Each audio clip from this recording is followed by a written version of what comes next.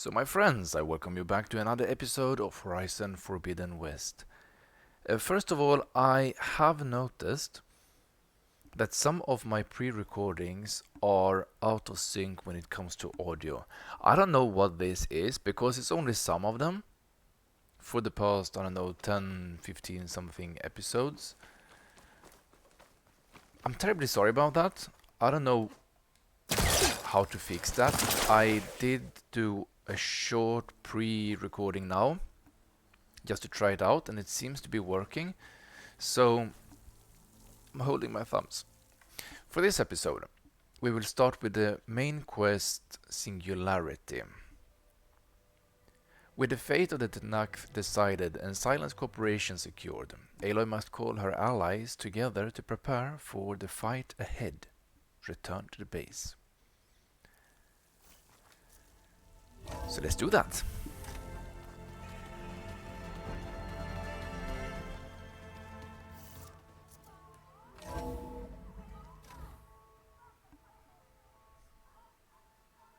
Hey, Mr. Know-It-All is here.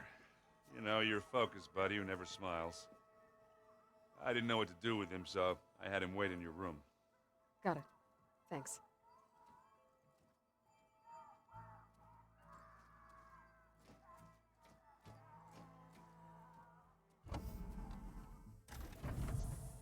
Well, Silence. Looks like you finally found a door you could open without me. I'm glad it's there, actually. It kept me from having to mingle with the company you keep. But enough prattle. I believe you owe me an explanation. Your plans for the Zenith base. You're right. I do owe you. My spear in your throat for deceiving me again. At the Hades Proving Lab. I doubt you asked me here for that kind of reckoning. No. Right now, I need your help. So I'm giving you one final chance. But if you ever betray me again, I will kill you no matter what the circumstance. Understood? Very well. Though we'll both face a decidedly short future if you can't get us inside that base. Aloy, your other guest is here. She's, coming to you. Thanks. Good timing. The truth is, I can't actually get us into the base. But she can. The company you keep is even worse than I thought. Not a fan of surprises, are you? Oh, look. That must be your little invention. Does the weapon work? Without self-destructing? Of course it does. I've eliminated the imperfections and greatly improved its design and output.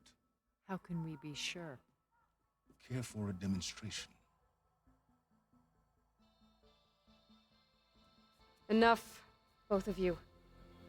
We're in this together, at least for now. Go talk to Erend. Tell him I said to give you rooms of your own. I'll come see you when I get a chance.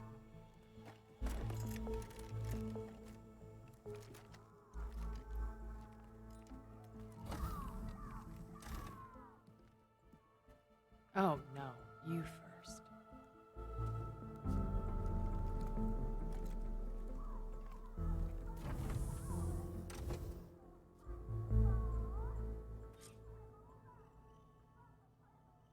Better get everyone in the control room, so Tilda can tell us what she knows about the Zenith base. I'm, gonna clean my gear away.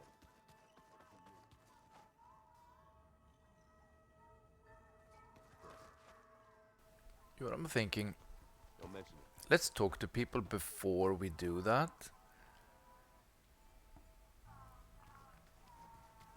See what they have to say. Aloy, it appears that we have some interesting new guests.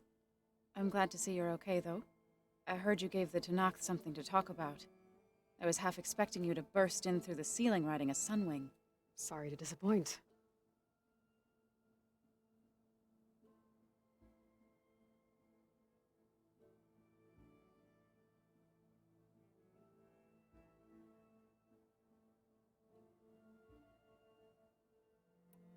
Have you talked to any of our new friends?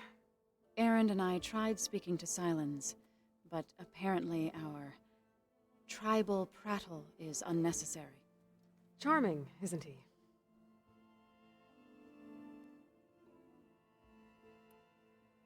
How's Aaron doing? For a moment there, he thought he'd lost both you and Varl. But he never truly succumbed to despair. Guess that Oseram's stubbornness comes in handy sometimes.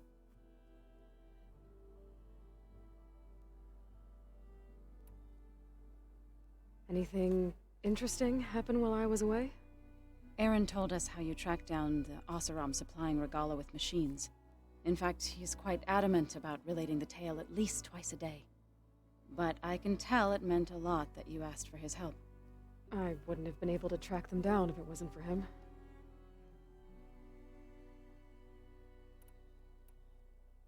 Ready to head over to the Zenith base? Whatever comes, we will endure.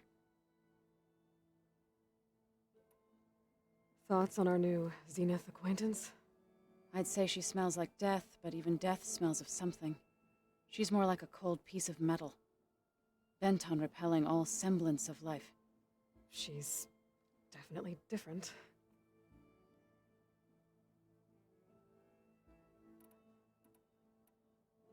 I have to go. I trust you to keep things civil around here. I'll make sure Aaron doesn't punch Silence in the face, if that's what you mean. Thanks.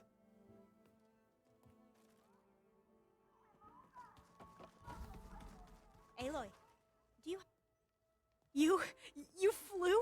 Kotalo told me! And took out Regala's machines? You know what? I don't even know why I'm surprised. I saw we have visitors and a new weapon. Does this mean we're ready to take the fight to the Zeniths? Almost. Oh, and I wanted to give you this, for helping me get the data on Leviathan. I didn't really know what to give you, so I asked Zoe what you might like. Thanks, Alva. I'll put it to good use.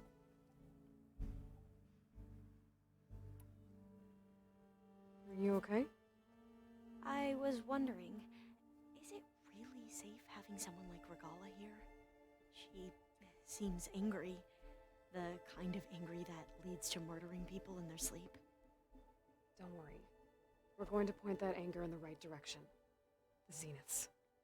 If you say so.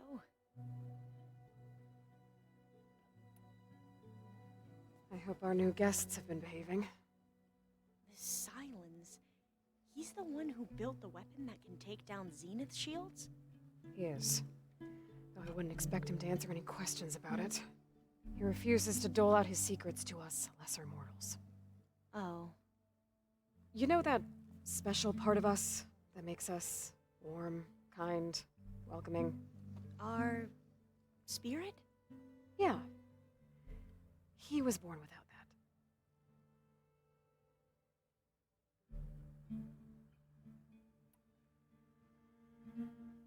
How are you holding up? Varl's loss is heavy on everyone's mind. I didn't know him well, but I can see how much he meant to the others. Zoe and Aaron seem to have taken to it the hardest, but I don't quite know what to say to them. They need time to sort through it. And what about you? Will time heal your wounds? I don't know. I try not to think about it.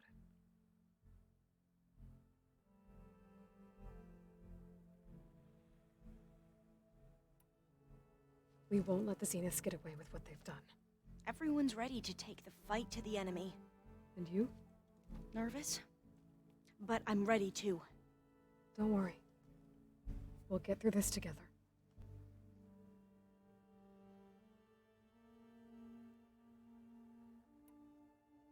So, all of the tribes here are new to you? Yes, I've been studying up on them. The most fascinating one thus far has been the Tanacht, an entire culture based on the holograms of an ancient museum. There's much they've misinterpreted, not unlike the Quen. But still, there's a nobility to what they've become. They're honorable and fearless. And deadly.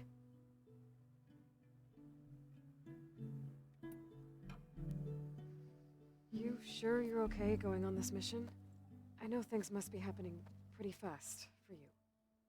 I've already braved oceans and madmen who thought they were ancestors reborn. Why not a few immortals with lethal drones at their command, too? Guess the more the merrier.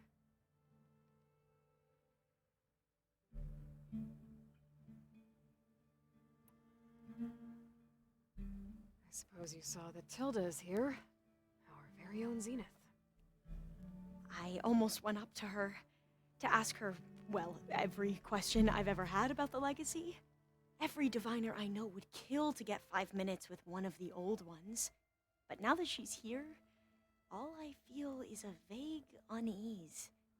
I don't know if I'm scared of finding out more uncomfortable truths, or just scared of her. Probably both.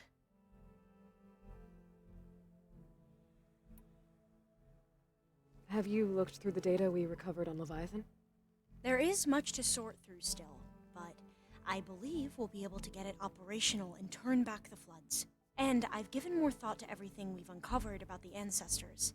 The Overseers would have us believe they were infallible paragons. But Pharaoh wasn't. Not even close. His greed led to machines that devoured the world.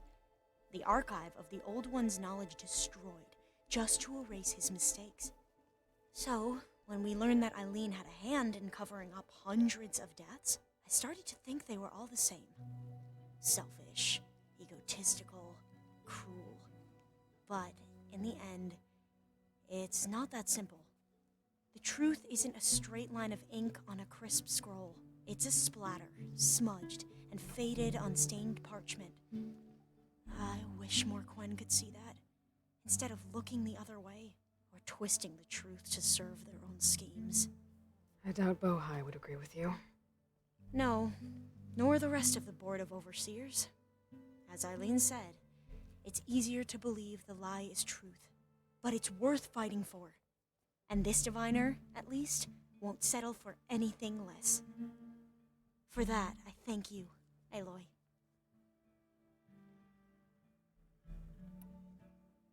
I need to wrap up a few things, but stay sharp. I'll be ready when you call. It's a lot of talking.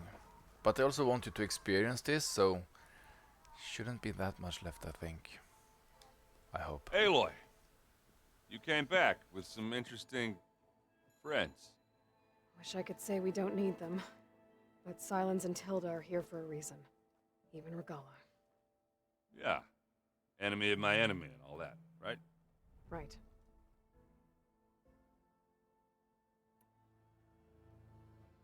I guess Silence is keeping to himself, as usual.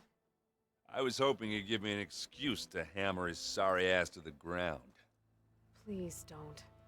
You telling me you wouldn't want to get just one good hit on that smug face of his? After everything he's done? Sure. Later. Right now, he's got something we need.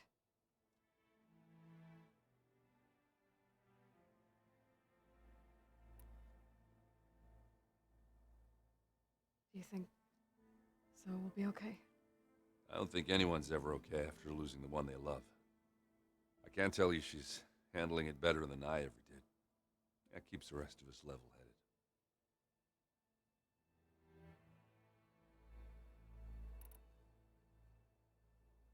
Doesn't look like any of our guests are making trouble. Yet. So, Katalo tells me you flew. Well, that's new. I've been busting my balls trying to learn to read. You're out there having all the fun. Don't worry. You'll be getting all the fun you can handle soon. With the Zeniths. Looking forward to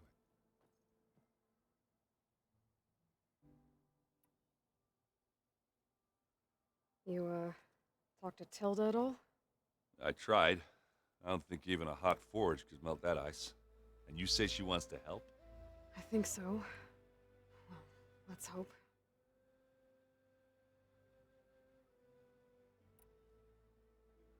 I better get going. Well, you know where to find me.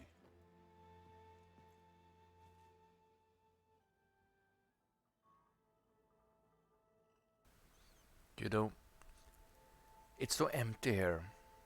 Now, this is the first time we're talking with our companions without having Varl here. That just struck me. You know, we've never played Machine Strike together. I miss him. Oh no. I got enough trouble with Sala. Who says I'm any good at Let's see, do we How have luck's going? I'll bet you're a pro. anyone else to talk to? Catalo, I don't know where he is. I couldn't see him.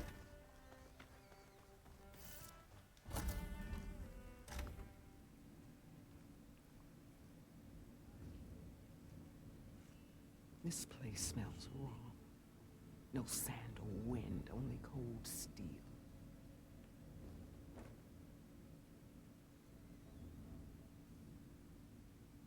And the others up there, your squad. They can hold their own. As for this base, it may not be what you're used to, but it is a shelter. Call it what it is. A cage. You came here on your own. For the battle you promised. So for now I wait in my cage for your word. Tell me when to strike.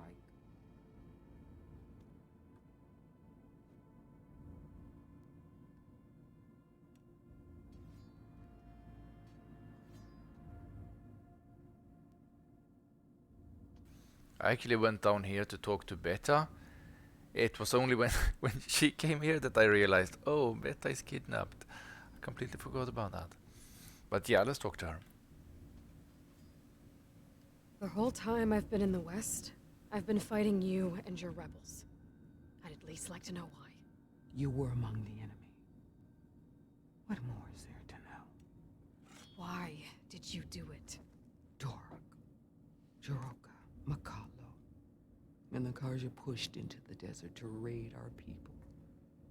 My brother's squad was among the first to intercept them, but the Karja captured them, strung them up, and burned them alive as an example.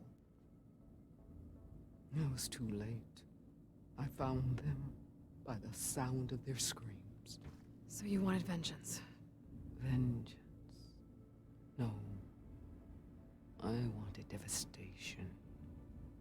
To tear down the Karja's cities and drown the land in blood.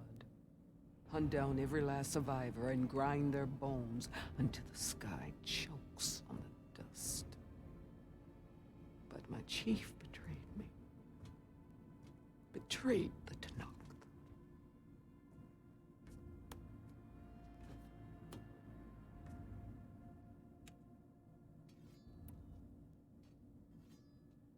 The deal you made.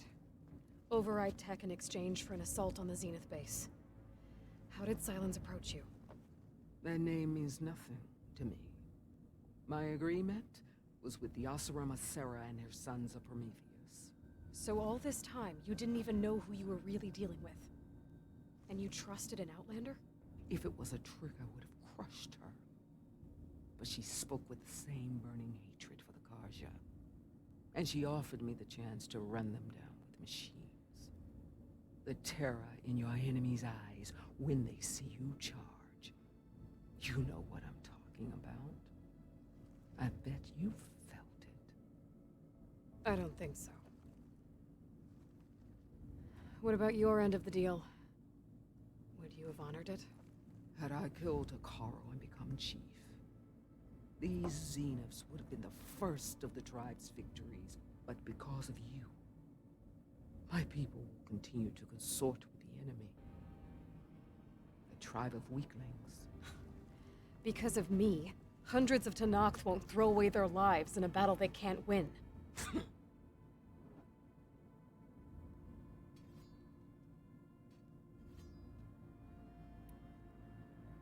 How did Hikaru betray you? Akaro called on the clans to resist the Karja's red raids. But we did more than just defend. We hunted them, and they fled as children before a pack of claw striders all the way to their border. There we ripped down their stone walls. Their domain was ours for the taking. But when it came time to push on, Akaro ordered us to fall back. What soldier retreats when slaughter is at hand? The kind who wants peace for their people. Peace is just a lull between vendettas.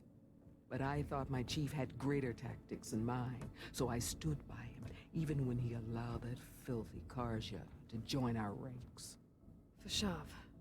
I enjoyed watching him die at the embassy. He should have been put down when we first captured him on the field. Instead, Hikaru made him a marshal. Fashav told me how he became a marshal. He earned it just like any Tenakth. It was an insult. No outlander can ever deserve to wear our armor, bear our marks.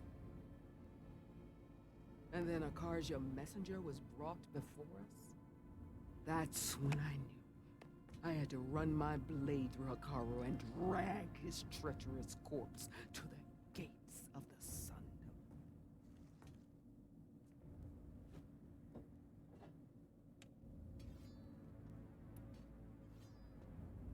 What happened when the Karja messenger appeared before Hikaru? The quivering priests bore a message from their new king. No more war. No more raids. Suddenly, the Karja wanted to talk peace. An embassy at the very fortress we tore down? A true Tenakth would never take a Karja truce. Their blood exists to be spilled. But Hikaru lapped up the priest's message. He showed himself a Karja-loving traitor when he accepted. That's when I challenged him. And lost. His mercy was just another sign of his weakness. I vowed never to rest until the debt was repaid, with him on his knees before me. So with an army of soldiers and machines at my back, I returned. The day you got in my way.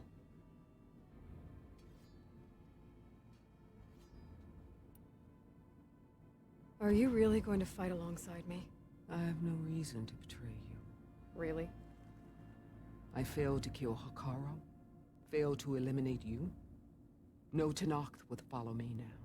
The Karja remain out of my reach, cowering behind their walls.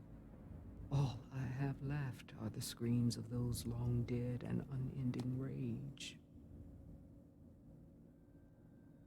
So show me where to bury it.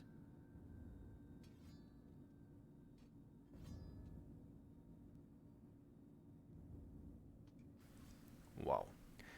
She's cheerful, this one. All right. I guess we'll both face the end soon enough. Ever since you got in my way, I've wanted to see your bones burned white beneath the sun. But if I'm to die in battle, then it might as well be with the one who flew the wings of the Ten. I'll let you know when it's time to move out.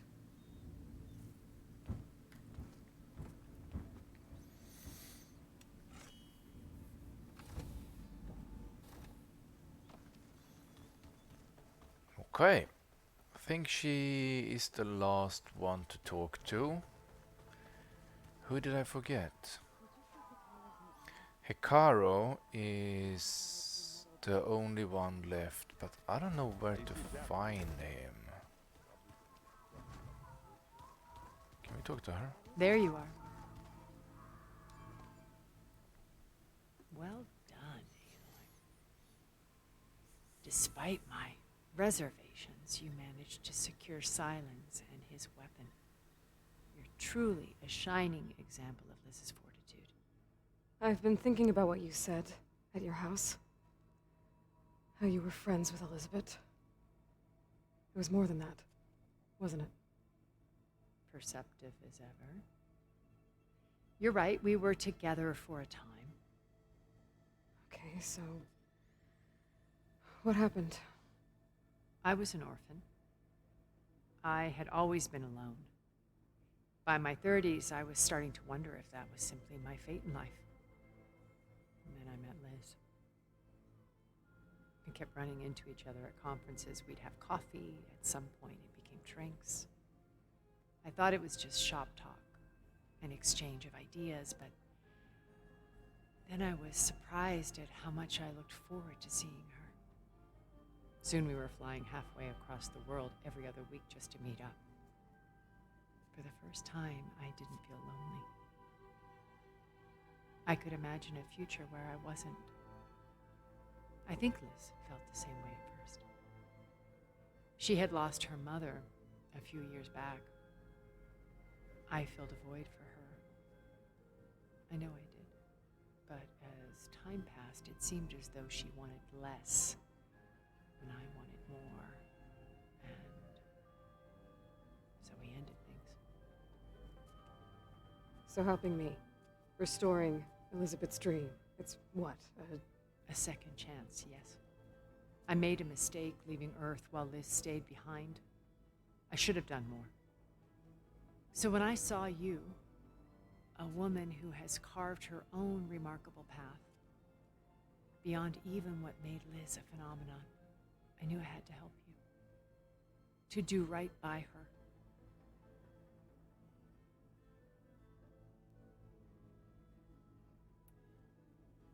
You said before that you're not like the other Zeniths. That you never were. But you went along with all of their plans. Out of necessity. I'm not proud of it. But complicity became a means of survival, both when Earth was consumed and when the colony on Sirius was destroyed. I did what I had to. But I resolved to remain one step ahead of the others, to try to undo what damage I could. Hence the data channel with Beta. The secret passage into their base and the little trick I pulled to save you.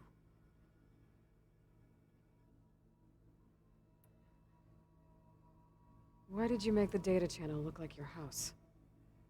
I built that house as a shelter to weather any storm. A safe place, not just for me, but for the art stored in its depths. Cultural artifacts of incalculable value.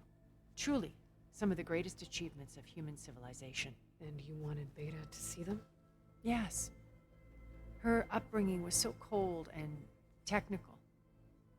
I thought if she could experience Vermeer and Rembrandt, it would bring something else into her life. A heritage every bit as valuable as the scientific and technical data being drummed into her. I'm sorry I had to cut off contact, but I'll never regret sharing this house with her. She needed its shelter even more than I did.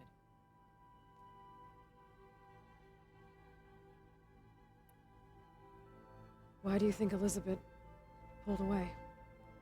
I've wondered that for 1,000 years. She was brilliant, visionary.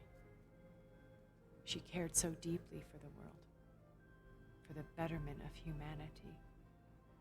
But it also felt like she kept everyone at arm's length, including me. She never wanted to share her burdens. I think, in the end, she had a core that she never let anyone be part of. Sometimes I wonder if anyone really knew her. I found a recording of you and Elizabeth back in the proving lab after Farzineth's attempt to steal Gaia. Yes. A most unpleasant conversation.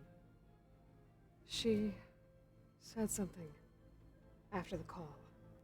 I think she regretted how things ended between you. Did she?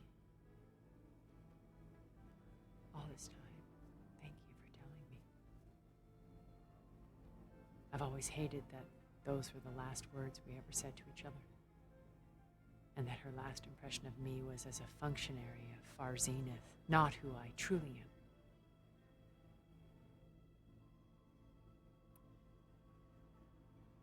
When it's time to break into the Zenith base, what can we expect? I'll go over the full layout once you've assembled your friends.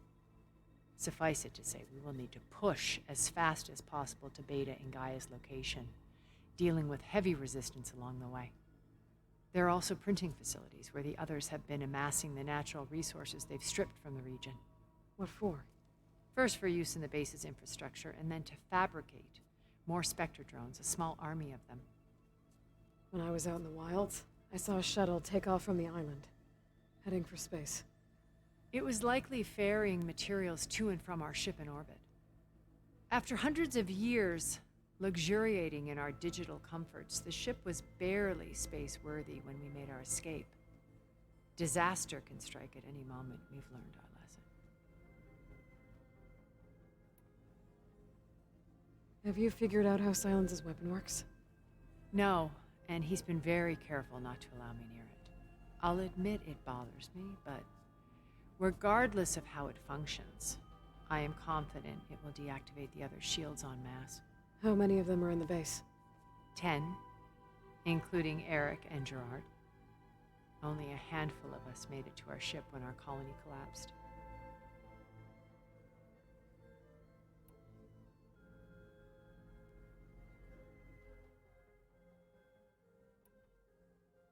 So, Eric. Was he always a bloodthirsty psychopath? I believe he got worse over time.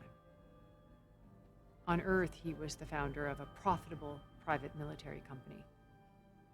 A band of cutthroats, in other words. Even as governments abandoned human combatants in favor of automated warfare. He found success with clientele that required a more personal touch. There were also rumors that he personally hunted and killed his targets. On occasion, all for the thrill of it. But on Sirius, he retreated to virtual reality simulations. In them, he could go on rampages as violent as he pleased, though I suspect with diminishing satisfaction. All of his tribe believes he was one of the greatest people from the old world. Then they would be quite disappointed to meet him, though I'm sure he'd bask in the adoration. What can you tell me about Gerard? He was the head of the world's largest financial conglomerate, and as such had dealings with almost every major corporation. It made him one of the wealthiest people on Earth, and certainly the wealthiest among Far Zenith. What does one person do with that much money? Buy more power, more influence. Gerard's always believed himself to be a refined patrician, able to maintain control with a polished smile. But beneath that exterior is a cold and calculating operator. It was his decision to restrict Beta's upbringing to her digital educators, the avatars of the Apollo database, while we were painted as her benefactors. Well, we'll deal with him soon enough. And the others. I would very much like to see his face when he realizes we've beaten him.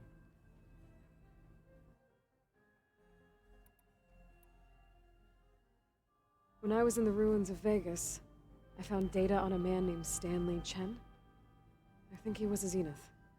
Stanley, ever the optimist. He was one of the good ones. When we established our colony, he built an exact replica of Las Vegas in virtual reality. Lights, shows, gambling, every detail perfectly recreated. And while others cloistered themselves in their own fantasies, he flung his doors wide to everyone. The way you're talking about him, I'm guessing he didn't make it back to Earth? No, he perished when our colony was destroyed. He would have been thrilled to discover that part of his beloved city survived.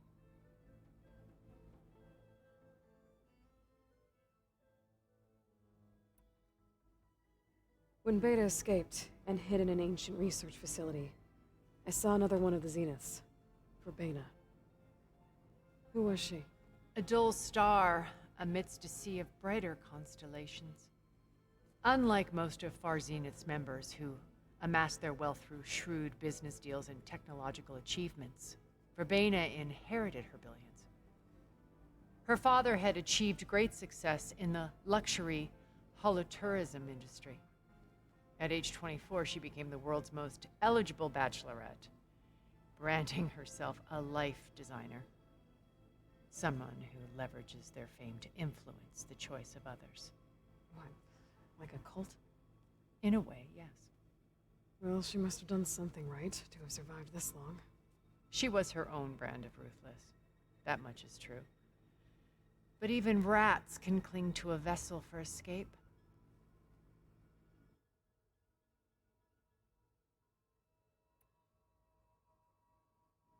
Okay, so I've had run-ins with a handful of Zeniths. What about the rest? An array of the wealthiest people on Earth, titans of their industries. And let me guess. All selfish and ruthless to the core? Most, but not all. There were a few with whom I got along. Annika Murjani, for instance, was always delightful. She founded the Holonet's most successful dance channel and was herself mesmerizing to watch. And I had fascinating discussions with Song Jiao about her work in cellular biology. Our immortality treatments are due in part to her achievements. But then there were others like Devin Miller, the CEO of a fast food printing corporation. His only real preoccupations were perfecting his golf swing and taking self-hollows. When I think about all of us, we really should have accomplished more. We had eternity.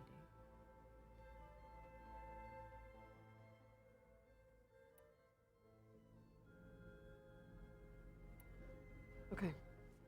I'll let you know when it's time. I'll be here until then. And thank you, Aloy, for giving me this chance. My past has always been a struggle. More than once I've lost everything.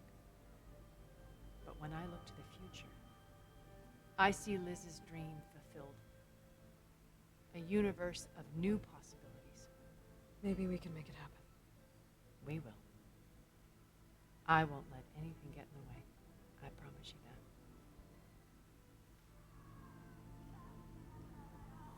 that. Okay, that was that. I think she is the last one that we needed to talk to, and the episode is already almost 37 minutes long. So what I will do, quickly, is that I will actually change outfit in preparation for the next episode. We can take this one perhaps.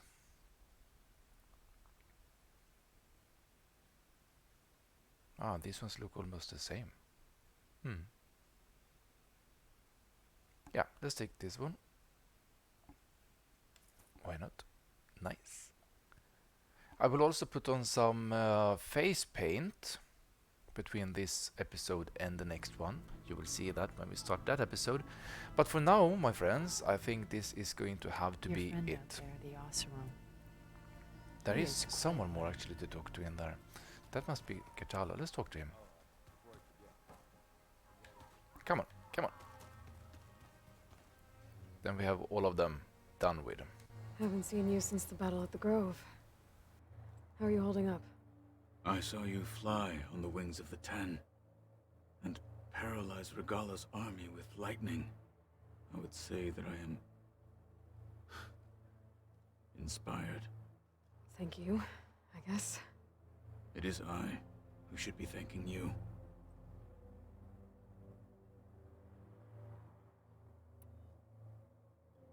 Look, I know you're probably not happy about keeping Regala around, but I want her on our side when we fight the Zeniths. It is more than she deserves. Even so, I will not question your judgment. Thank you, Katalo.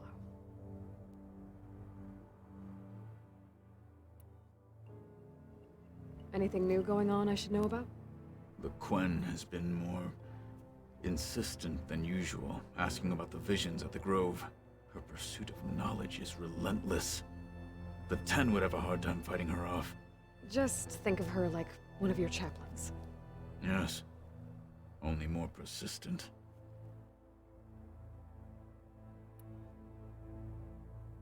Did Aaron tell you we found the people who gave Regala's rebels the power to override machines? He told me of the battle. I suggested he etch this victory on his fighting arm with one of our Inkers. Is he going to do it? He didn't say no.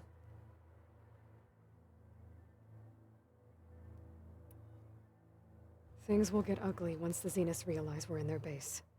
You'll need every trick you've ever learned. I would have it no other way. Many soldiers died in the old world to make sure we stood here today. We will endure on their behalf. Though, I am curious how you intend to defeat the Zenith's defenses without an army of our own. Leave that to me. Just make sure you're ready to fight. As you say. You have more than earned my trust.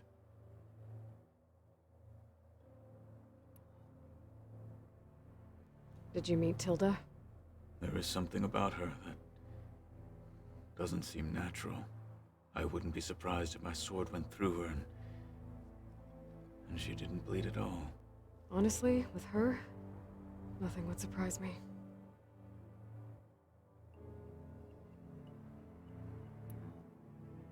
I bet people are curious about that new arm of yours.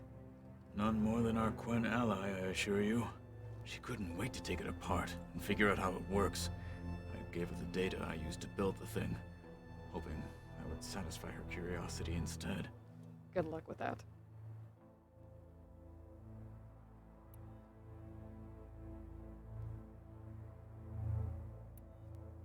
Your people keep mentioning the wings of the Ten.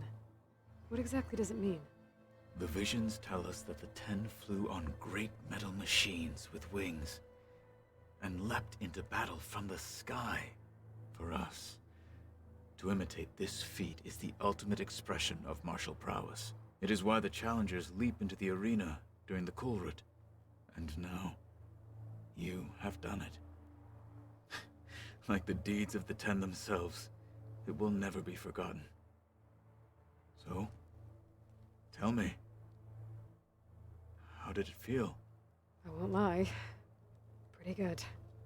I can only imagine.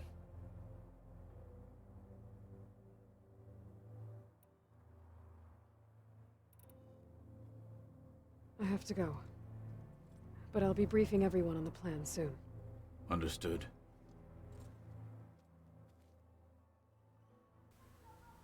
Okay, almost 42 minutes instead.